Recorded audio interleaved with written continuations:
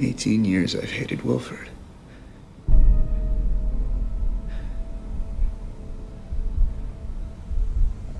Open the gate. Bong Joon-ho, more like Bong Joon-faithful. Bong Joon-ho has made masterpiece after masterpiece, dead serious, and his last 3 films all had a message about society. Nothing as unsubstantial as saying society exists and it's bad, but more along the lines of the structures of society lead to X and Y, so should these structures even be held in place? On this episode of Why It Works, I want to talk about a film that came out years ago already, which has a message that still resonates to this day. And this time I won't be analyzing one part of a film or series, I'll be talking about all of it. Let's talk about Snowpiercer.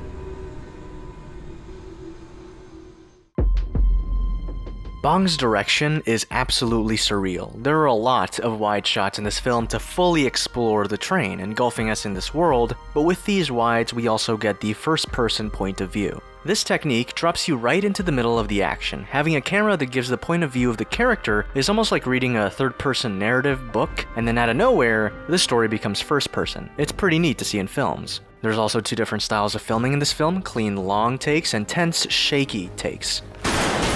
Nearly all films in general always shift between the smooth mounted camera shot and a handheld shot, with the intention of creating a very noticeable shift in tone within a scene. Bong Joon-ho takes it to the next level. The Axe Massacre scene, as I like to call it, is the definition of cinema, at least to me. So Bong throughout the film, and especially here, zooms in the camera to accentuate impact. And it isn't a camera push, it's zooming in, like The Office for example. It works throughout the film because of how rough it feels. It fits in the film's aesthetic. Very quick cut, but not so quick cut that you'll get dizzy. It's not that Bong doesn't know how to direct action, this was filmed in this way to make the viewer feel the panic and scramble of the sequence. It feels like it's almost unreadable action, but it is readable. It's not supposed to make you all confused. This isn't Taken 3.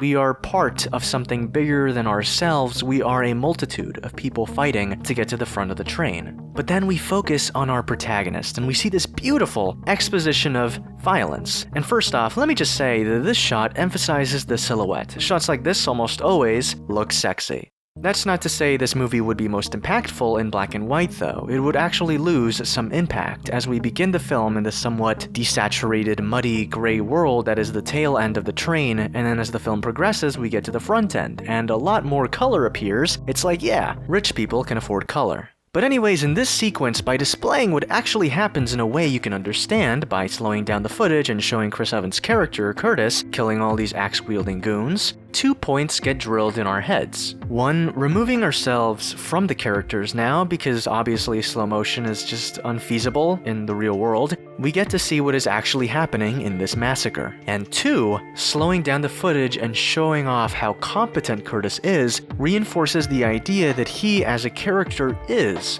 larger than life.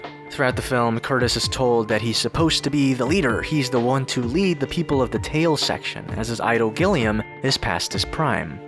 You should run the train now, not Wilford. I'm a shadow of my former shadow. What I mean is he will die someday. And when that happens, you're gonna have to take over. And the truth is, Curtis doesn't believe himself to be a leader. Throughout the film, it's shown that Curtis just feels like he can't really live up to Gilliam. And while that is true, the film hides from us the truth about why Curtis feels like he's an inadequate leader, because he feels like he doesn't deserve it. I really want to talk about this scene because it's phenomenal. Easily one of my favorite movie moments of all time, both for the direction and the dialogue. We sit down with Curtis as he recounts his greatest failure. Recounting and, almost in a way, purging himself of his greatest sin. And as he does this, he lets the world's last cigarette burn up in his hand. After a month, we ate the week. You know what I hate about myself? I know what people taste like. Can I just say, Chris Evans doesn't get enough credit as an actor? Like, all these Avengers movies don't really have many opportunities for him to show off his acting chops extensively. This is the film to go to if you like Chris Evans. Anyways, this story he tells Namgung Min Soo presents the mindset Curtis holds. His ideologies are all Gilliam's ideologies. He's adopted them, and Curtis genuinely reveres Gilliam. Not nearly as devout, but it parallels how the rest of the train reveres Wilford, the creator of the train, along with his creation, the Eternal Engine. If the engine stops running, we'd all die! That's kind of important. Remember that. So with filmmaking reflecting the shaky nature of the train along with excellent performances, let's finally talk about what Snowpiercer is trying to say. Snowpiercer is all about class. This is very easy to realize. The front end of the train is full of the rich and powerful people from a dead world, while the rear end of the train is full of people who were just lucky to board. The people in the back of the train are marginalized, but the question is, why? The system is inherently wrong, right? Well, that's the question being imposed on us by the film, and by the film's antagonist, Wilford. Is this system really wrong? The train reflects the societal system of the old world, our world, the 1% in power and the rest of society, us, picking up the scraps. And we are put in a position where, well, of course, we have to rise up against this, right? This is the story, the underdog story, eat the rich, right? But what if eat the rich is a lie? There's 3 different characters in this film, the revolutionists, the conformists, and the extremists. The film manages to challenge the audience in its final 30 minutes by explaining different characters' perspectives, which would confuse the designations we've placed on the main characters. Gilliam, the old man Curtis reveres, is not a revolutionist as Curtis believed. Gilliam is actually friends with Wilford, having planned out past revolutions and planning to end Curtis's revolution at the point I talked about earlier, the Axe Massacre. Wilford has also been the mole sending these letters to Curtis all along. This all in an effort to control the population of the train. This shifts the positions these characters are in. If everything has been like this for 18 years, if everyone has been set to be in preordained positions, if people are supposed to die, then isn't Curtis the extremist? Wouldn't Wilford just be conforming, just like the rest, living his life based on the system that's been put in place? And meanwhile, Namgung is opening doors for Curtis, getting this thing called Chronal in return. And he seems to just be going with the flow, able to conform to whatever goes on around him. It seems like he doesn't really believe in anything. What we didn't know is that he's not just been collecting Chronal as a drug, but since it's flammable waste, it can explode, with his desire being to leave the train instead of taking over it. So, he's not a conformer.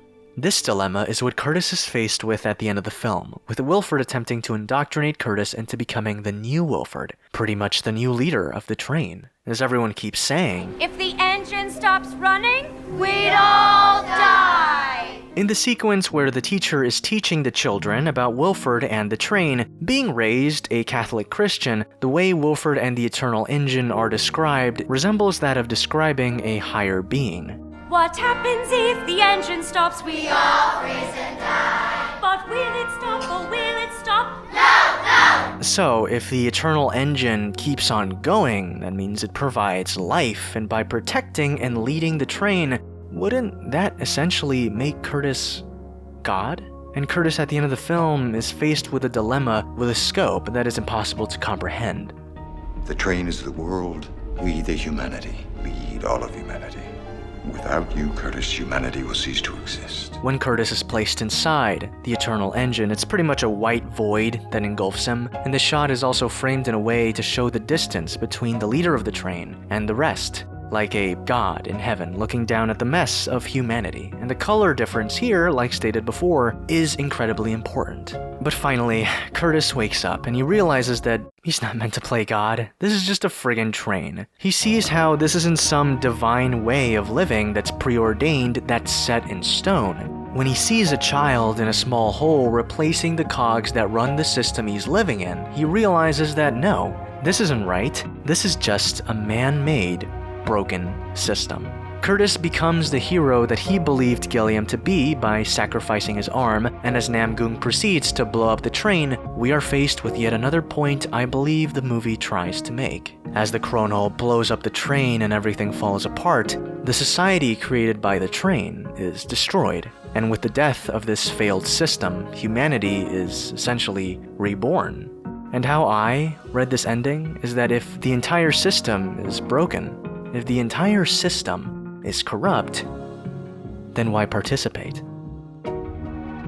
How's it going, Chads? Thank you so much for watching this video. I wanted to give a special shout out to Brandon Selwitz, who has become a new patron of mine, and he has donated a very charitable amount of money, and it really does help, especially during these times. I hope everyone is staying safe, and I really hope everyone is just, staying healthy. To all my patrons, I really want to say thank you during this time, especially. You're all extremely helpful and very charitable, and I really appreciate it. It really does help me a lot. And lastly, to everyone who's watched this video and doesn't know what a Chad is. A Chad is a very cool person that loves film. Maybe they're part of Film Twitter, maybe they're not. It doesn't matter because we all like what we like. So if you want to become a Chad, all you have to do is subscribe to the channel. Thank you so much for watching again, and I hope you come back to the table.